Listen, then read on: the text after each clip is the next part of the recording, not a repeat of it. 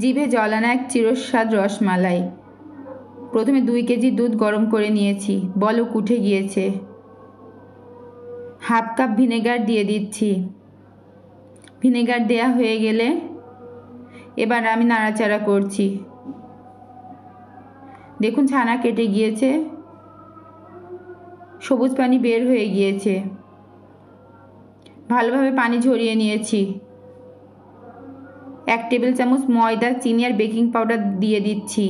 সব উপকরণ ভালো করে মেখে নরম ডো তৈরি করে নিয়েছি। এবার ছোট বল তৈরি করে চিনি শিরার মধ্যে দিচ্ছি।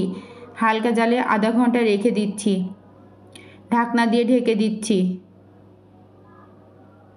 দেখুন মিষ্টিগুলো ফুলে বড় বড় হয়ে গিয়েছে। এদিকে আমি দুধ দিয়ে মালাই তৈরি করছি। এদিকে আমার মিষ্টিগুলো প্রায় হয়ে গিয়েছে।